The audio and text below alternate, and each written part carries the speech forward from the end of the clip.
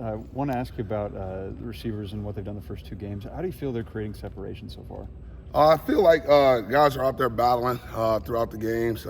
There's some opportunities out there, and we got to make sure that we're coming down with those opportunities. So that's just the expectation, and we're continuously working on it, doing different things in practice to simulate those things and put them in a position to be able to, recall things based on experience, muscle memory.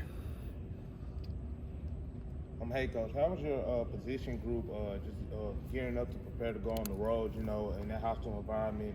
That crowd knows can be a distraction sometimes. So how was it just preparing just to get ready for that and everything? Hopefully it's motivating them, to be quite honest about it. It's going to be a loud environment.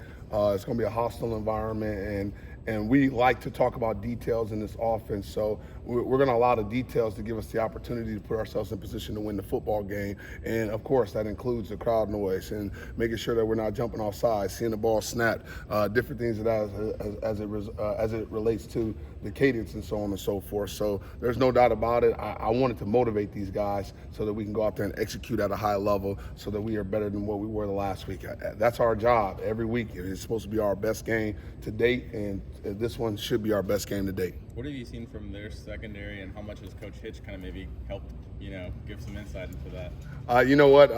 Having coached in this conference for a while, I know that the conference can be a little bit handsy, and guys are going to try to get their hands on you from time to time. So we've been really emphasizing that throughout this, all of these practices and whatnot, letting our scout team be a little bit more handsy, pull, jerk, grab, and all that good stuff.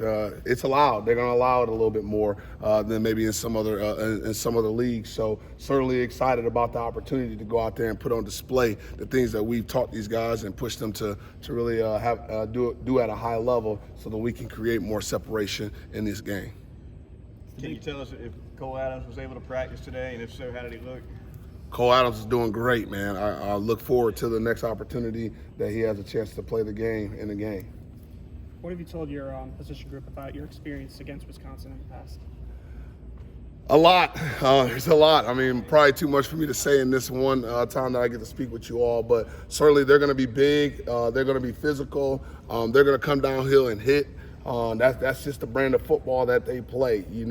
Up in Wisconsin, it's a little bit colder. It's a little bit more burly, few more beards out there, all right, coming out of face masks and whatnot. So I told them just be prepared to see a bunch of grizzly bears up there, okay? And we got to be able to go out there and defeat the grizzly bears. So just putting pressure on them. I pulled up that movie with Hector and Achilles, letting them know and understand, hey, we should be going up there asking for this challenge, and calling for them, wanting them to compete against these guys. And certainly I think that we're getting there to being prepared for this challenge. That's going to hell. Okay. Hey, when you go out of bounds, that's like going to hell. You want them to turn up and run through somebody's face, okay? That's what I want. Now, timing of the game, if we're in 2 minutes, you got to be, cognizant of, where we're at in the game. But I'm not a